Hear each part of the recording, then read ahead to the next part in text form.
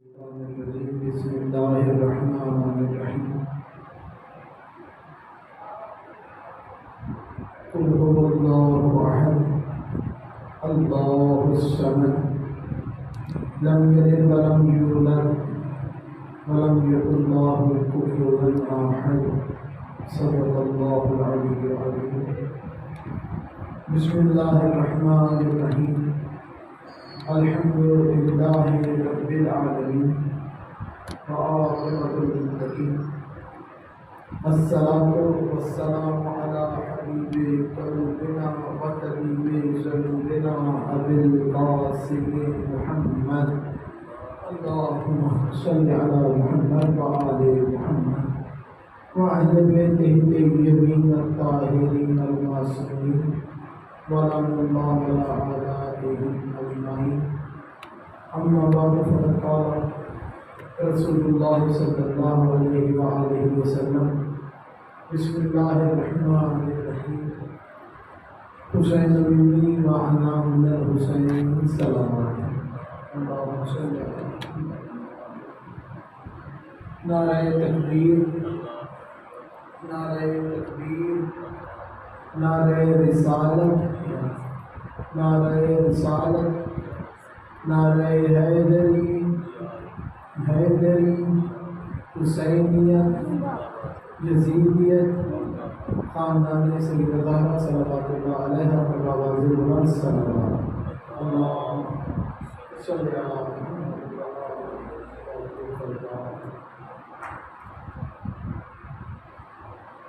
آج شب جمعہ ہے۔ شب جمعہ بے حد فضیلتوں کی حامل شب ہے۔ اس شب میں جو معصومین علیہ السلام کی تعلیمات ہیں وہ یہ کہ انسان کو اس شب میں سب سے پہلے پروردگار سے اپنے گناہوں کی معافی طلب کرنی چاہیے، اپنے مرحومین کے لیے احسان کرنا، شب جمعہ کو عبادت و ریاضت میں گزارنا، اور شب جمعہ کو اپنے وقت کے امام زمانہ عجل اللہ تعالیٰ شریف کی آمد کا انتظار اور انتظام کرنا۔ سب سے آئیڈیل ٹائم جو مولا کی آمد کا ہے وہ یہی ہے، شب جمعہ اور جمعہ کی نماز تک امام زمانہ عجل اللہ تعالیٰ شریف جو ظہور فرما سکتے ہیں۔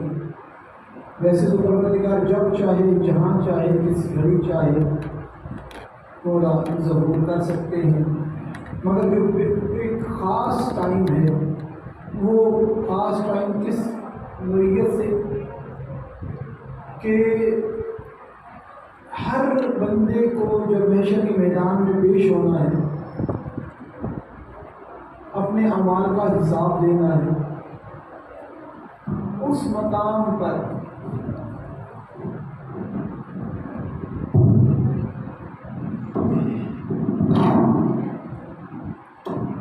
صلوات پر محمد اللهم صل على محمد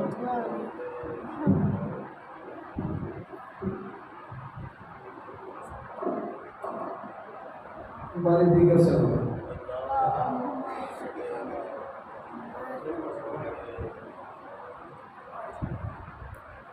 محشر کے میدان میں پیش ہونا ہے، اپنے اعمال کا حساب دینا ہے، اور اعمال کا جب حساب دیا جائے گا تب انسان سے پوچھا جائے گا کہ تو نے کمایا کہاں سے تھا، خرچ کہاں پر کیا، اور یہ بتا کہ تو نے اپنی جوانی کہاں گزاری۔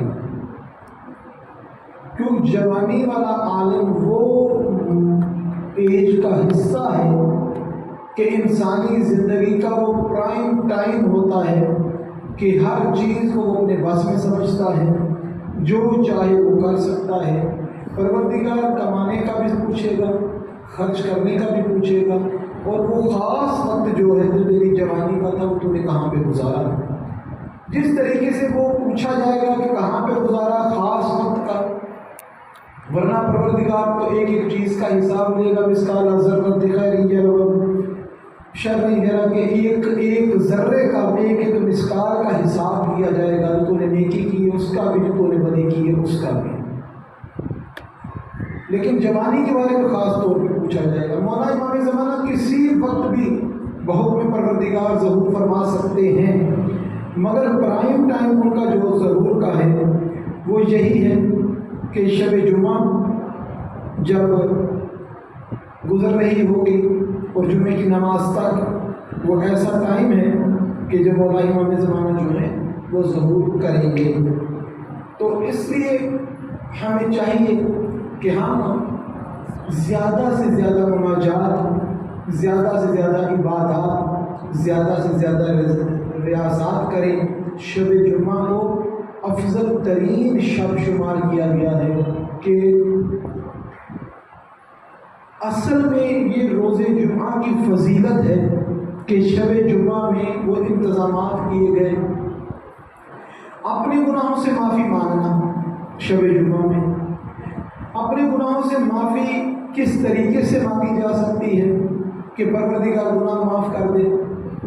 جناب سرور کائنات حضرت محمد مصطفیٰ صلی اللہ علیہ وسلم سے کسی نے پوچھا کہ یا رسول اللہ، پہلی قومیں جو ہیں ان کی عمر بہت زیادہ ہوا کرتی تھی، بڑی بڑی عمریں تھیں ان کی، وہ توبہ کرتے رہتے تھے، استغفار کرتے تھے۔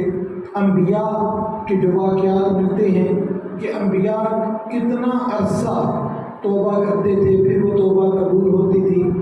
یہ سارے معاملات جب دیکھتے ہیں تو ہم جیسا ایک خاکی انسان جس کی ایج بھی کم ہے، اتنی طولانی زندگیاں بھی نہیں ہیں، تو یہ کیسے گناہوں سے معافی مانگے گا؟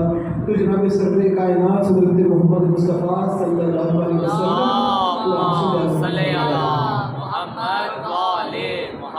ارشاد فرماتے ہیں کہ میری امت کے لوگ اگر گناہ کر کے پشیمان ہوں گے، شرمندہ ہوں گے اور سچی توبہ کر کے پروردگار سے ایک مرتبہ معافی مانگیں گے، خدا انہیں گناہ معاف کر دے۔ خدا کو ہم نے پہچانا نہیں، خدا کی ہم نے معرفت حاصل نہیں کی، اس لیے نیکیوں میں وہ لطف نہیں آتا، گناہوں سے ہم ڈرتے ہیں کہ خدا کہتے کس کو ہیں، خدا ہوتا کیا ہے۔ ہم بس اپنے گھر میں جب بیٹھ جاتے ہیں نا چھپ کے، جو مرضی کرتے رہیں، CCTV کیمرے سے ڈر لگتا ہے مگر خدا سے ڈر نہیں لگتا۔ CCTV کیمرے میں ہمیں یقین ہے کہ اس کے اندر ویڈیو آ گئی ہے، تصویر آ گئی ہے، خدا کی ذات پہ یہ ایمان اتنا کمزور ہے کہ میں جو گناہ کر رہا ہوں، میں جو کام کر رہا ہوں، وہ خدا سن بھی رہا ہے، دیکھ بھی رہا ہے، اور خدا بھی دیکھ رہا ہے، ہمارے زمانے کا امام بھی دیکھ۔ کسی نے آیت اللہ تقی بہجت رحمہ سے پوچھا کہ آغا جو ہم آپس میں گفتگو کرتے ہیں کیا امام زمانہ سنتے ہیں؟ تو آغا نے جواب دیا اس سے پہلے کہ تیرا سوال میں سنوں، امام زمانہ نے پہلے سنا، اور جو میں نے تجھے جواب دیا ہے اس سے پہلے کہ تم سن، وہ امام زمانہ نے پہلے سنا۔ امام زمانہ کے سامنے ہر روز اعمال پیش کیے جاتے ہیں، اور یقیناً مولا سب سے پہلے اپنے شیعوں کے اعمال، اپنے محبوں کے اعمال دیکھتے ہوں گے، اور جب ہمارے نیک اعمال پر ان کی نظر پڑتی ہے تو مولا شاد ہوتے ہیں، اور جب ہمارے خدا نخواستہ بد اعمال ان کے سامنے آتے ہیں تو ہم مولا کی تکلیف میں، مولا کی پریشانی میں اضافے کا سبب بنتے ہیں۔ صلوات پڑھیں محمد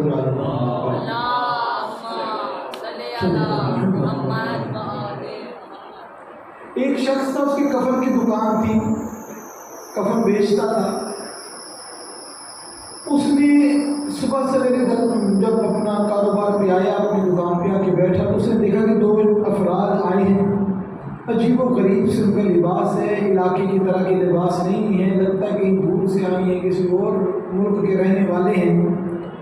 تو وہاں پر وہ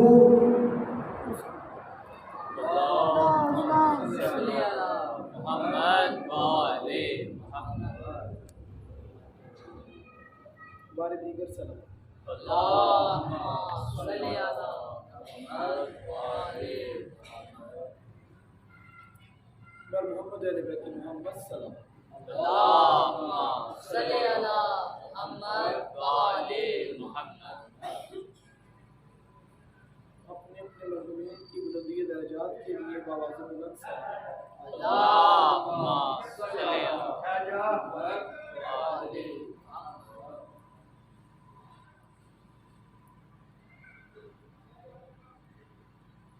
ارشاد چل نعرہ تکبیر اللہ اکبر نعرہ رسالت یا رسول اللہ نعرہ حیدری یا علی بلندتر صلوات اللهم صل علی محمد وعلى محمد اپنی اپنی سماعتوں کو بہتر بنانے کے لیے باواز بلند صلوات اللهم صل علی محمد وعلى محمد عجیب و غریب لباس دیکھا تو وہ پوچھنے لگا کہ مجھے بتاؤ تم لوگ آئے کہاں سے؟ وہ کہنے لگے اس کو چھوڑ کے ہم کہاں سے آئے ہیں، ہمیں کفن کا سامان دے، ہم نے لے کر جانا ہے، اس سے کیا غرض تم کہاں سے آئے؟ کہا کہ مجھے تم میرے علاقے کے نہیں لگتے، میں اس لیے پوچھ رہا ہوں کہ مجھے بتاؤ کہاں سے آئے ہو۔ جب اس کا اصرار بڑا نا کہ مجھے بتاؤ تو صحیح یہ علاقہ کون سا ہے، کہاں کے رہنے والے ہو، یہ لباس کہاں کا ہے، یہ بدوباش کدھر کی ہے، تو وہ دونوں افراد کہتے ہیں ہم امام زمانہ کے ساتھ رہتے ہیں، ہمارا ایک فرد انتقال کر گیا ہے، مولا نے حکم دیا ہے کہ تیری دکان سے کفن خرید لے، اب کفن دیتا ہے یا نہیں؟ اب وہ جو پہلے اصرار کر رہا تھا وہ ان کے پیر پکڑ کے بیٹھ گیا کہ آپ مولا کے پاس سے آئے ہو تو مجھے بھی وہاں پر لے کے جاؤ۔ انہوں نے کہا کہ ایسے نہیں لے کے جا سکتے، جب تک مولا کا اذن اور اجازت نہ ہو ہم کسی کو اپنے ساتھ نہیں لے کے جا سکتے۔ لیکن اس نے اپنی دکان چھوڑ دی، ان کو پکڑ کے بیٹھ گیا کہ جب تک مجھے نہیں لے کر جاتے میں تم لوگوں کو نہیں چھوڑوں گا، میں تمہارے قدموں میں بیٹھا رہوں گا۔ تو وہ افراد کہتے ہیں کہ چل ہم تجھ سے وعدہ نہیں کرتے مولا سے ملاقات کا، ہم تجھے ان کے دربار تک لے کر جاتے ہیں، اجازت مانگیں گے، اگر اجازت ملی تو تجھے ساتھ لے اندر لے جائیں گے۔ اس نے منظور کر لیا، کفن کا سامان لیا، دکان بند کی اور چل پڑے۔ یہ تینوں افراد، دکان والا اور دو دوسرے، سفر کر رہے تھے۔ سفر کرتے کرتے رستے میں چھوٹی سی ایک نہر آ گئی۔ اب یہ جو دونوں افراد امام زمانہ کے پاس سے آئے تھے وہ پانی پر چلنے لگے، اب یہ رک گیا۔ انہوں نے پوچھا تو کیوں گیا ہے؟ کہا کہ میں پانی پر پاؤں رکوں گا تو ڈوب جاؤں گا۔ کہا تو ملنے کس کو جانا؟ تو ملنے کس کو جا رہا ہے؟ وقت کے امام کو ملنے جا رہا ہے نا، تو پڑھ بسم اللہ اور اس پانی پہ پیر رکھ۔ اس نے پانی پہ پیر رکھا، بسم اللہ پڑھ کے پانی پر چلنے لگا۔ ابھی وہ چلتے چلتے پانی پر ہی تھا کہ اچانک بادل آئے اور بارش ہونے لگی، تو اس کے ذہن میں آیا کہ میں نے تو صابن خشک کرنے کے لیے دکان کی چھت پہ رکھے ہوئے تھے، اگر بارش ہوگی تو وہ گیلے ہو جائیں گے۔ جیسے ہی یہ خیال آیا پانی میں ڈوبنے لگا۔ اب وہ دونوں افراد مڑ کے کہتے ہیں کیا ہوا، کیا سوچتا ہے؟ کہا کچھ نہیں، بس ایسے کا پھر بسم اللہ پڑھ، پھر پانی پہ آ جائے گا، پھر بسم اللہ پڑھی، پھر پانی پہ آ گیا۔ یہ سفر طے ہو گیا۔ اب انہوں نے کہا کہ تو رک، ہم مولا سے اجازت لیں، کیا تجھے وہ ملنا چاہتے ہیں، ملاقات کی اجازت دیتے ہیں؟ تو وہ گئے، مولا سے گفتگو کی، آ کے اس کو پیغام دیا کہ ہم نے جب کہا نا کہ ایک بہت بڑا محب ملنے کے لیے آپ کو آیا ہے، ہماری جان بھی نہ چھوڑتا جب تک ساتھ نہ لے آئے، تو مولا نے فرمایا کہ جس کے ذہن میں اپنے وقت کے امام سے سفر میں بھی چھت پہ پڑا ہوا صابن نہ نکلے وہ ہم سے کیا محبت کرے گا۔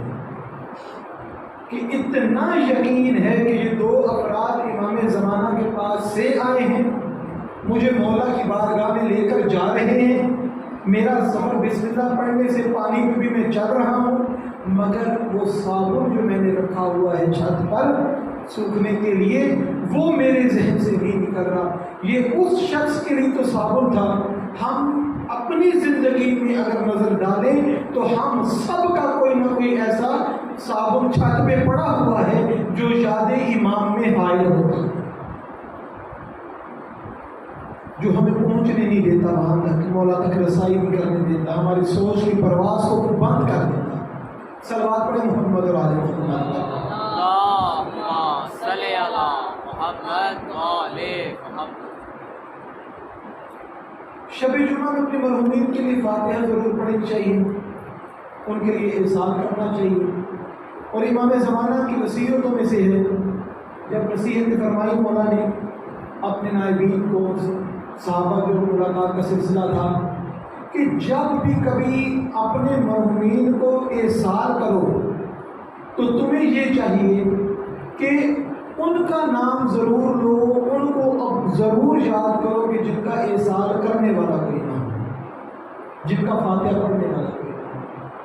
तो फिर वो किबला साहब आएंगे, मुझे छोड़ना पड़ेगा, तो अभी बीच में एक दफ़ा रोक कर जितने आप हाज़िर तशरीफ़ फरमा हैं या जितने अभी माशाल्लाह अज़ादार जो हैं वो आएंगे, उन सब के मरहूमीन के लिए, शोहदा मिल्लत जाफरिया, शोहदा मस्जिद ज़ैनबिया, बानियान के जितने मरहूमीन हैं उन सब के लिए, उलमा बराज उज़ाम जो दुनिया से रुखसत हो चुके हैं उन सब के लिए, अपने मरहूमीन को यादों में रखते हुए, जिनका एहसान करने वाला कोई नहीं उनको यादों में रखते हुए, जिनके वारिस हैं लेकिन वो अपने मरहूमीन के लिए एहसान नहीं करते, उन सब को अपनी यादों में रखते हुए एक मरतबा सूरह रहम और 3 मरतबा सूरह इखलास की तिलावत ख़ास तौर पर उनके लिए कि जिनकी कब्रों में आज पहली रात है। बिस्मिल्लाहिर्रहमानिर्रहीम, अल्हम्दुलिल्लाहि रब्बिल आलमीन, अर्रहमानिर्रहीम, मालिकिल यौमिद्दीन, इय्याका नअबुदु व इय्याका नस्तईन, इहदिनस सिरातल मुस्तक़ीम, सिरातल लज़ीना अनअमता अलैहिम गैरिल मग़ज़ूबि अलैहिम वलद्दॉल्लीन। बिस्मिल्लाहिर्रहमानिर्रहीम, कुल हुवल्लाहु अहद, अल्लाहु समद, लम यलिद व लम यूलद व लम यकुल लहू कुफुवन अहद। बिस्मिल्लाहिर्रहमानिर्रहीम, कुल हुवल्लाहु अहद, अल्लाहु समद, लम यलिद व लम यूलद व लम यकुल लहू कुफुवन अहद। अल्लाहुम्मा सल्लि अला मुहम्मद व आले मुहम्मद व अज्जिल फरजक व अज्जिल मुहम्मद। सल्लल्लाहु अलैहि वसल्लम, सल्ली अला मुहम्मद व आले मुहम्मद। क्या सवाब होता है, क्या फ़ायदा होता है फातिहा पढ़ने का, किसी को एहसान करने का? जब कोई बंदा मोमिन किसी के लिए एहसान करता है, फातिहा पढ़ता है, मरहूमीन को हदिया करता है, तो बदल के जितने मरहूमीन हैं वो उसके हक़ में दुआ करते हैं। किसी ने आयतुल्लाह की वजह से ये पूछा, अपनी परेशानियों का इजहार किया, अपनी मुसीबतों का इजहार किया, अपने मामलात में तंगी का इजहार किया, तो आला फरमाते हैं कि तुम फातिहा कबीरा क्यों नहीं पढ़ते? यानी मतलब कि तुम फातिहा पढ़ो, जब तुम अपने मरहूमीन को याद करते हो तो वो इब्रा उसके लिए जिसको एहसान किया जाता है वो उसके जवाब में उसके लिए दुआ करता है, और वो फातिहा अपनी परेशानियों के खात्मे का सबब होती है कि पढ़ेंगे हम इसी के लिए, खुदा हमारे लिए आसानियाँ करता चला जाएगा। वालिदैन के बारे में यहाँ तक मासूम अलैहिस्सलाम ने फरमाया कि जब भी आप दुआ करें, तमाम मोमिनीन की नीयत होती है, तमाम जनाब अमीर अलैहिस्सलाम के जितने भी विलायत के मानने वाले हैं सबको इज्तिमाई तौर पे आप नीयत कर सकते हैं, मगर मासूम फरमाते हैं कि अपने माँ बाप का नाम लेकर दुआ करें। दुआ में सब में शामिल ना उनको करो, सबका अलग हिसाब करो, अपने माँ बाप का अलग नाम। एक शख्स था, अपने बाबा को याद नहीं करता था, फातिहा नहीं पढ़ता था, एहसान नहीं करता था। एक आदमी दिन को ख्वाब में वो बुजुर्ग मिले जो दुनिया से जा चुके थे, वो रो रहे थे। इन्होंने पूछा क्यों रोते हैं, तो उनको बताया गया कि इनका बेटा जो है ना वो इनके लिए कुछ एहसान नहीं करता। आलम ख्वाब में उन्होंने पूछा कि आपका घर किधर है, कहाँ से आए, तमाम मामला तय हुए। वो उस लड़के के घर गए, दरवाज़ा खटखटाया तो उसने पूछा आलम दीनी कि आपके बाबा का इंतकाल हो चुका है, तो आगे से वो बोला हो चुका है, आपको क्या तकलीफ है? तो उसको पता लग गया कि यहाँ पर कुछ गड़बड़ है, ये बच्चा इतना बेअदब है कि अपने बाबा को भी ये भूल चुका है। वो बार बार आलम दीन उसको मिलते रहे, کہ اپنے بابا کے کچھ احسان کر دیا کرو، اپنے بابا کے لیے فاتحہ پڑھ دیا کرو، تو وہ بہت غصہ کرتا تھا، ان کے ساتھ چلاتا تھا کہ آپ کو کیا ہے، میرا باپ ہے، میں کروں نہ کروں، آپ کو اس سے کیا پریشانی اور کیا مسئلہ ہے، میں کر لوں گا، جب میرا دل چاہے گا ہو جائے گا۔ وہ تمام معاملات جب بھی ملنا اس کو یہ کہنا۔ وہ لڑکا دھوبی کا کام کرتا تھا، کپڑے دھوتا تھا نہر پر جا کے۔ وہ جب کپڑے دھو رہا تھا تو یہ مولانا پھر پہنچ گئے کہ جوان اپنے باپ کے لیے کچھ احسان کیا ہے، تو یہ بڑا تنگ تھا۔ اس نے ایک پانی کا چلو ایسے نہر سے اٹھا کے نا ایسے باہر پھینک دیا کہ میں نے اپنے بابا کے لیے احسان کیا۔ وہ اور بھی دن چلے گئے، خواب میں ان کو بزرگ ملے جو اس دن رو رہے تھے، اب خواب میں دیکھا تو مسکرا رہے تھے۔ پوچھا گیا کہ آپ کیوں مسکرا رہے؟ کہا میرے بیٹے نے میرے لیے چیز بھیجی ہے۔ کیا بھیجا ہے؟ تو وہ تو ایک پانی کا ایسے چلو بھر کے زمین پہ پھینک دیا تھا اس نے، اس سے کیا ہوا؟ کہا جس پتھر پہ وہ پانی گرا تھا نا اس کے اندر ایک کیڑا تھا، جس کو وہ پانی ملا اور اس کی پیاس بجھی اور اس کی نیت یہ تھی کہ یہ میرے بابا کے لیے ہے۔ اس کیڑے نے دعا دی کہ جس کے لیے ہے پروردگارہ اس کے لیے آسانیاں کر۔ خدا نے وہ پانی کا چلو بھی مجھے احسان کرنے کے بدلے میں انعام کے طور پہ قبر میں نور بنا کے دی۔ صلوات پڑھیں محمد و آل محمد۔ اللہم صلی علی محمد و آل۔ احسان کرتے رہیں اپنے مرحومین کے لیے، صلوات پڑھ کے کرتے رہیں، بسم اللہ پڑھ کے کرتے رہیں، قرآن کی سورت پڑھ کے کرتے رہیں، نیک کام کر کے کرتے رہیں، نیک کام کی نیتیں کر کے اپنے کرتے رہیں۔ اس مجلس اعزاء میں بیٹھے ہیں ان کے احسان کی نیت کر کے کہ پروردگارہ جو ثواب مجھے عزا خانے میں فرش عزا پہ بیٹھنے کا ہے، پروردگارہ میرے مرحومین کے نام میں احسان کرنا۔ صلوات پڑھیں محمد و آل محمد۔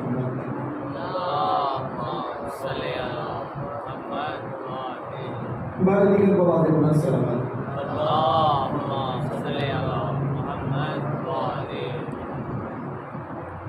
اتنی سخت روایتیں جملہ احسان کے حوالے سے ملتی ہیں کہ یہ شب جمعہ آج آئی ہے، ہر مرحوم اپنے اپنے گھروں پر آئے گا، دروازوں پر آئیں گے، نام لے لے کے گھر والوں کو پکاریں گے، نام لے لے کے پکاریں گے کہ ہمارے لیے کچھ بھیج دو، ہمارے لیے کچھ بھیج دو۔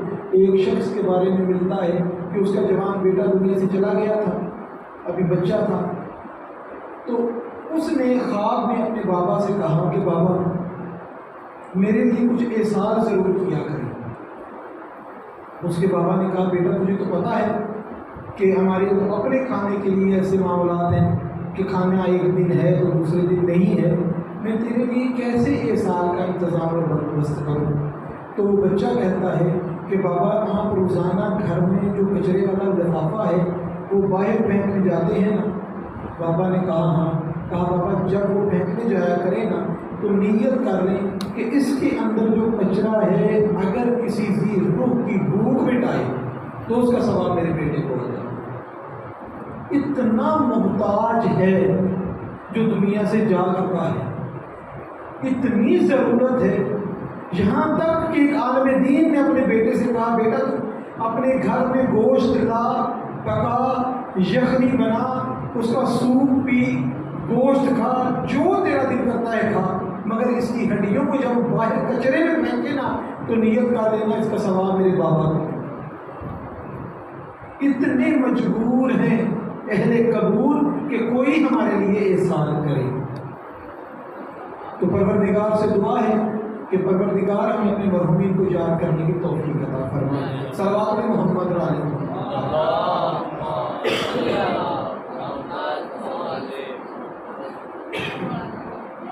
جو میرا موضوع عبادت کے حوالے سے وہ بھی اسی کے ساتھ ہے، اسی کی طرح ہے۔ اپنے مرحومین کو یاد کرنا عبادت ہے، اپنے بزرگوں کے لیے نیک اعمال کرنا یہ عبادت ہے۔ معصوم فرماتے ہیں، کل بھی میں ذکر کر رہا تھا کہ اگر کوئی کام آپ نہیں کر سکتے، کام مشکل ہیں، کام بڑے ہیں، تو آپ کو یہ چاہیے کہ نیک کام کی نیت کر لیں، نیک کام کی نیت کر لیں. جب انسان کوئی مشکل کام کر نہیں سکتا، بڑے کام کر نہیں سکتا، اور وہ نیک کام کرتا ہے، اس کی نیت کر لیتا ہے، تو پروردگار اس کے رزق میں اضافہ کرتا ہے صرف نیت کرنے سے. اس میں کوئی خرچہ بھی نہیں لگتا، کوئی زور بھی نہیں لگتا. لیکن پروردگار کی توفیق جس کو ہو نا، نیک کام کی نیت بھی فقط وہی کر سکتا ہے. دوسرے کو پروردگار کی توفیق ہر ایک کو عطا نہیں کرتا. بڑے بڑے معاملات کرنے کی جستجو کرنا، بڑا کریں گے، بہت کریں گے، زیادہ کریں گے. معصوم فرماتے ہیں کہ بڑے بڑے کام کرنے کی نیت چھوڑ دو، کہ بڑا جب پروردگار کرے گا، توفیق دے گا، بڑا بھی کر لینا، مگر چھوٹے چھوٹے کاموں کو کبھی ترک نہ کرو. اور یہاں پر معصومین کا فرمان ملتا ہے کہ جب انسان چھوٹے چھوٹے گناہ کرتا ہے نا، تو شیطان زیادہ خوش ہوتا ہے. کہ ہم سوچتے ہیں کہ یہ کتنے سے گناہ سے کیا فرق ہے، یہ تو چھوٹا سا گناہ ہے، اس کی کیا سزا اور اس کا کیا معاملہ. شیطان زیادہ خوش ہوتا ہے جب کوئی بندہ خدا چھوٹے گناہ کرتا ہے، کیونکہ چھوٹے گناہ بڑے گناہ کرنے کا سبب ہوتا ہے. چھوٹے چھوٹے گناہوں پہ اللہ خوش ہوتا ہے. ہمیں چھوٹے گناہوں سے بچنا چاہیے، اور معصوم فرماتے ہیں کہ چھوٹی نیکیوں کو کبھی چھوڑنا نہیں چاہیے. اب جتنا مجمع میرے سامنے بیٹھے ہیں، میرے دوست، میرے بھائی بیٹھے ہوئے ہیں، بڑے بڑے تقریریں نہیں کریں، بڑے بڑے معاملات کرنے کی ضرورت نہیں. آپ کو وضو کرنا آتا ہے نا، آپ 2 بچوں کو سامنے بٹھا کر وضو کرنا سیکھیں. آپ کو بسم اللہ پڑھنی آتی ہے، آپ ایک بچے کو سامنے بٹھا کر بسم اللہ پڑھنا سکھائیں. آپ کو نماز آپ کی اپنی درست ہے، آپ کسی ایک بچے کو سامنے بٹھا کر اس کی نماز درست کرنا. اپنی زندگی کا مشن بنا لیں کہ ہم اور کوئی کام کریں نہ کریں، پورے دن میں یہ ٹائم تھوڑا سا، آدھا گھنٹہ، 1 گھنٹہ، کچھ بچوں کے ساتھ، گھر کے بچوں کے ساتھ ان کو یہ تعلیم ضرور دیں گے کہ نماز کیسے درست کرنی ہے، وضو کیسے درست کرنا ہے، طہارت کسے کہتے ہیں اور نجاست کسے کہتے ہیں. یہ سب کر سکتے ہیں. یہ صرف ان کا کام نہیں ہے جو ممبر پر آ کے بیٹھتے ہیں، فقط ان کی ذمہ داری نہیں ہے. مجھے افسوس ہوتا ہے اس چیز کا کہ ہر بات ماں باپ، بچے اپنے بابا سے شیئر کرتے ہیں. کسی سٹوری کا نام ہوگا تو شیئر کریں گے، کوئی کہانی، کوئی فلم، کوئی ڈرامہ، کوئی جو بھی چیز ہوگی اپنے بابا سے گفتگو کریں گے. لیکن جو شریعت نے، جب بیٹا آپ کا جوان ہو رہا ہے اور جس چیز کی اس کو ضرورت ہے، اور جو چیز آپ چاہتے ہیں کہ آپ کو بھی تو پتہ لگے، اب ہمارے بچوں کو پتہ لگے. اب میرے پاس کچھ بچے پڑھنے کے لیے آتے ہیں، اور ان کے بابا خاص طور پہ مجھے یہ کہہ کر گئے کہ آپ ان کو بتا دیں کہ استبراء کیسے کرتے ہیں. اب میری تو ڈیوٹی ہے، میں نے تو بتانا کہ استبراء کیسے کیا جاتا ہے. پروردگار نے توفیق دی، یاد کیا، حق بنتا ہے کہ اس کو سکھایا جائے، اس کو بتایا جائے. لیکن ایک باپ ہونے کے ناطے معلم اتنا قریب نہیں ہوتا کسی بچے کے جتنا باپ اپنی اولاد کے قریب. باپ کیوں نہ سکھائے اپنے بیٹے کو کہ استبراء کیسے کرنا ہے؟ باپ کیوں نہ بتائے اپنے بیٹے کو کہ غسل کیسے کرتے ہیں؟ باپ کیوں نہ بتائے اپنے بیٹے کو کہ بیٹا آپ نے کب اور کیا صفائی کب کرنی ہے؟ یہ صرف علماء کا کام نہیں، یہ ہر مرد پر، ہر بندے، مرد اور عورت پر واجب ہے. بیٹیوں کے معاملات ماؤں کے ذمے ہیں، ان کو پتا ہو کہ وہ کیسے کرنے ہیں، کیسے بتانا ہے. اور اتنے پیچیدہ مسئلے ہیں خواتین کے اعتبار سے کہ وہ اگر بیٹھ کے سامنے پڑھا بھی جائے نا تو ایک مرتبہ سمجھ بھی نہیں آتی کہ یہ اعمال کیسے کرنے ہیں، ہم کس طریقے سے کرنے ہیں. اور اتنی غلط چیزیں رائج ہو چکی ہیں جو ایسے لگتا ہے جیسے خدا نہ خواستہ یہ ہماری شریعت کا حصہ ہی ہے. اب دنیا میں بچہ کوئی آیا ہے، اب 40 دن تک عورت نے جانواز کے قریب نہیں جانا. دنیا میں بچہ آیا ہے، اب 40 دن تک عورت نے قریب نہیں جانا. شریعت محمد والے محمد علیہ السلام اگر پڑھیں گے تو اس میں اس کا کوئی وجود نہیں ہے، کوئی وجود نہیں ہے. وہ ٹائم ہے، پیریڈ ہے تھوڑا سا جو اس کو رکنا ہے، جس میں اس نے پرہیز کرنی ہے۔ یہ 40 دن والا معاملہ نماز سے دوری کا، اپنے واجب کو چھوڑ کے گنہگار ہو گئے۔ یہ کیسے پتہ لگے ان چیزیں؟ یہ ہم مجلسوں میں سننا پسند نہیں کرتے، اپنے بچوں کو بتانا پسند نہیں کرتے۔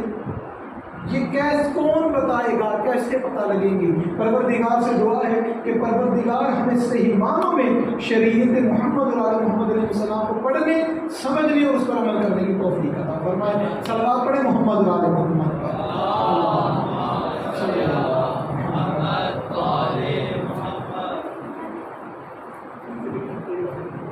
نیت کرنی ہے نیک عادت۔ نیت کا معاملہ کل بھی میں بیان کر رہا تھا، اتنا حساس ہے کہ عمل نیت کی وجہ سے اگر ذرے کے برابر ہے تو نیت کی وجہ سے وہ پہاڑ کی شکل اختیار کر لیتا ہے، اور اگر پہاڑ جتنا کوئی عمل انجام دیا ہے، نیت میں فرق آ گیا ہے، وہ ریت کے ذروں میں بدل جاتا ہے، ختم ہو جاتا ہے، ریت کی طرح ہوا میں بکھر جاتا ہے، اس کا کوئی مقام نہیں رہتا۔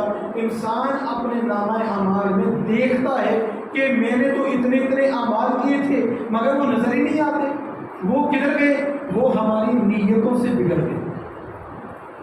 وہ ہمارے معاملات نیت کو اتنا بلند کریں کہ عبادتوں کی معراج ہوا کرے۔ جناب امیر المومنین علی ابن ابی طالب علیہ السلام نے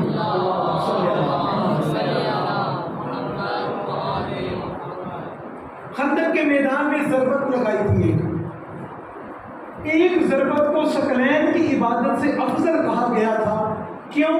کیونکہ جس معرفت کے ساتھ نیک نیتی سے اور صرف خدا کے لیے جس نیت کے ساتھ جناب امیر نے لگائی تھی، وہ جناب امیر کی نیت اتنی بلند تھی کہ وہ ایک ضربت جو ہے وہ ثقلین کی عبادت سے بھی افضل ہے۔ ہماری عبادتیں کم از کم اتنی نیت تو ہونی چاہیے نا عبادتوں کی کہ نماز مومن کی معراج تو بنے، نماز مومن کے لیے کوئی وسیلہ نجات تو بنے۔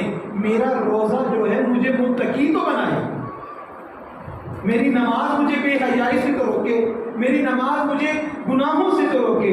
معصوم جس قرآن مجید کی آیت میں ہے کہ نماز بے حیائی اور بری باتوں سے روکتی ہے، میں نماز بھی پڑھ رہا ہوں پھر بھی بے حیائی سے منع نہیں ہوتا، تو پھر کسی سے پوچھنے کی ضرورت نہیں، مجھے یقین کر لینا چاہیے میری نماز قبول نہیں۔ اگر ہوتی تو رک گیا ہوتا۔ جہاں تک نیتوں کا کمال ہے، علامہ مجلسی بار انہوں نے لکھی، بہت بڑی دین کی خدمت، ان کا اپنے کسی ہم منصب سے، عالم دین سے عہد ہوا کہ ہم دونوں میں سے جو پہلے اس دنیا سے جائے گا وہ بتائے گا کہ پہلی رات قبر میں کیا ہو۔ وعدہ کر لیا کہ جو بھی پہلے دنیا سے جائے گا وہ قبر کی پہلی رات کے معاملات جو ہیں وہ آ کے بتائے گا، صاحب قبر کے وہ اپنے دوست کو خواب میں آ کے ذکر کرے گا کہ کیا ہوا۔ علامہ مجلسی پہلے رخصت ہو گئے، اب ان کے جو دوست تھے وعدے کے مطابق انتظار کر رہے تھے کہ جیسی پہلی شب جمعہ آئے گی، پہلی شب آتی ہے تو مجھے بتائیں گے کہ کیا معاملات ہوئے۔ ایک شب جمعہ گزری، 2 گزری، 4 گزری، کئی شب جمعہ گزر گئی، 1 سال گزر گئے، پھر جا کے کہیں علامہ اس عالم دین کی خواب میں آئے اور پوچھا انہوں نے کہ آپ نے تو وعدہ کیا تھا کہ پہلی شب جمعہ آ کے مجھے بتائیں گے خواب میں، تو آپ اب آ رہے ہیں۔ تو اس وقت علامہ مجلسی نے کہا کہ میں ایک سوال کا جواب دے رہا تھا، ایک سوال کا جواب دے رہا تھا۔ اب یہ بھول گئے کہ دیر کی اس سے ناراضگی کا کیا اظہار کروں۔ سب سے پہلے چاہے مجھے وہ سوال بتائیے، وہ کون سا سوال تھا کہ اتنا عرصہ لگ گیا آپ اس کا جواب دیتے ہوئے۔ کہا پروردگار نے ایک ہی سوال کیا کہ مجلسی دنیا میں میری خاطر کیا کیا۔ اب یہ مجھ سے نہیں خدا پوچھ رہا، ایک میں حقیر سا طالب علم، میرے پلے کچھ بھی نہیں، علامہ مجلسی سے پوچھ رہے ہیں پروردگار کہ اے مجلسی میرے لیے کیا کیا ہے۔ کہاں بحر الانوار لکھی ہے شیعت کی بڑی خدمت کی ہے. کہا مجلسی اس لیے لکھی ہے کہ میں راضی ہوں یا اس لیے لکھی ہے کہ لوگ تجھے علامہ کہیں؟ مجلسی کہتے میں خاموش ہو گیا. کہا پھر پروردگار نے پوچھا بتا میرے لیے کیا کیا؟ کہا میں نے کوئی اور عمل بتایا؟ پھر پروردگار نے اس کے اندر میری غرض بتا دی. پھر میں چپ کر گیا. خدا پوچھتا رہا، میں بتاتا رہا. خدا ہر کام میں میری جو غرض تھی وہ بتاتا گیا اور میں خاموش ہو گیا. پھر آواز قدرت آئی کہ مجلسی کوئی عمل ایسا ہے جو دنیا میں تو میرے لیے کر کے آیا ہے؟ تو کہنے لگے سوچ مجھ پہ صلوات پڑھے محمد آگا سب آگے ہیں. مجھے اللہ علم ہے پروردگار ان کو سلامت رکھے. بات مکمل کر کے میں بس کروں گا. صلوات پڑھے محمد کوئی کام ایسا مجلسی جو میری خاطر کر کے آئے ہو. کہنے لگے میں گہری سوچ میں چلا گیا. پھر مجھے یاد آیا. میں نے کہا پروردگار ایک کام خالص تیرے لیے کیا ہے. کیا کون سا؟ کہا کہ میں اپنے گھر سے دوسرے گاؤں میں جمعہ کی جماعت کروانے کے لیے جایا کرتا تھا. خود اور اپنی سواری اپنے گھوڑے کو گھر سے کھانا کھا کے اور کھلا کے لے کے جاتا تھا. وہاں پہ نماز پڑھا کے واپس گھر آ کر کھاتے تھے. 1 روپے کے بھی کسی سے نہ اپنے لیے نہ اپنے جانور کے لیے طلبگار تھے. فقط اور فقط پروردگار تیری رضا کے لیے. آواز قدرت آئی کہ جب مجلسی نماز پڑھانے جاتا تھا لوگ کافی ہوتے ہوں گے. کہا جی کافی بڑا گاؤں تھا، تعداد کافی ہوتی تھی. کہا کیا محسوس کرتا تھا جب بندے مسجد بھری ہوتی تھی؟ کہا اچھا لگتا تھا کہ بندے سارے نماز پڑھنے کے لیے آئے ہیں. اور کہا جب کبھی بندے کم آتے تھے پھر کیا فیل ہوتا تھا، کیا محسوس کرتا تھا؟ کہا میں کہتا تھا میں اتنا سفر کر کے آ گیا، یہ اپنے گھروں سے نکل کے مسجد میں نہیں آ سکتے. کہا مجلسی یاد رکھ تعداد کے کم اور زیادہ ہونے پر تیری طبیعت میں جو فرق آیا ہے نا یہ خدا کے لیے نہیں، تیرے مزاج کی عبادت. اگر میرے لیے ہے تو ایک بندہ ہے تب بھی وہی مجلس ہے، زیادہ ہے تب بھی وہی ہے. اگر بندے دیکھ کر مزاج بدلتا ہے نا تو پھر عبادت خدا کے لیے نہیں. مجلسی نے کہا میں خاموش ہو گیا. میرا سر جھک گیا. آواز قدرت جا مجلسی میں نے تیرے اعمال قبول کیے تو جنت میں چلا جا. کہا پروردگارا اب وہ عمل بھی مجھے بتا دے جس کی وجہ سے مجھے جنت کا ٹکٹ اور پروانہ مل رہا ہے، جو میرے اعمال کی قبولیت کا سبب بنا ہے. تو اس وقت آواز قدرت مجلسی یاد کر تو ایک دفعہ دکان سے پھل خرید کے اپنے گھر کو جا رہا تھا. ایک خاتون سامنے سے آئی، اس کی گود میں بچہ تھا. اس بچے نے کہا ماں میں نے وہ پھل لینا ہے جو اس تھیلے میں ہے. تو اس کی ماں نے کہا اگر تیرا باپ زندہ ہوتا تو میں تجھے لے کے دیتی. جب یہ سنا مجلسی تو نے کہ یہ یتیم ہے تو نے اپنے تھیلے میں ہاتھ ڈالا اور اس کو سیب پکڑا دیا. مجلسی یہ عمل تو نے خالص خدا کے لیے کیا. میں نے تیرے اس ایک عمل کی وجہ سے تیرے باقی اعمال قبول کیے ہیں اور تجھے جنت عطا کی ہے. میں اپنے گریبان میں جب جانتا ہوں نا میرے محترم میرے بزرگوں میرے بیٹوں میرے بھائیوں میرے دامن میں یہ ایک سیب بھی نہیں جو رضائے خدا کے لیے کسی کو دیا. پروردگار سے دعا ہے کہ پروردگار ہمیں خالص اعمال کرنے کی توفیق عطا فرمائے. بس ایک جملہ اپنی مجلس کو پورا کرنے کے لیے. بہت ظلم ہوا کربلا میں، بازاروں میں، درباروں میں. قبلہ کا فرمان ہے کہ اس کو بیان کرنا بہت آسان ہے، اس کو سن لینا بھی بہت آسان ہے. اس وقت کو نبھانا جو ہے وہ فقط انہی ہستیوں کا کام تھا جو وہاں پہ موجود تھی، جو چنی ہوئی تھی، جو خاص اس کام کے لیے منتخب کی گئی تھی. جناب سکینہ قید خانے میں اپنے بابا کے سر کا انتظار کرتے ہوئے جب سر ملا اور خاموش ہوگی نا بیٹی ہمیشہ کے لیے تو تاریخ میں ملتا ہے کہ اس سالہ کو غسل دینے کے لیے آئی نا تو اس نے پوچھا کہ اس کے وارث کہاں ہیں اس بچی کے. تو جناب زینب عالیہ فرماتی ہیں کہ میں اس کی وارث ہوں، مجھے بتاؤ کیا بات ہے؟ کہا مجھے یہ بتائیں اس بچی کو بیماری کون سی تھی؟ کہا کیا ہوا اس بچی کو، کیا ہوا؟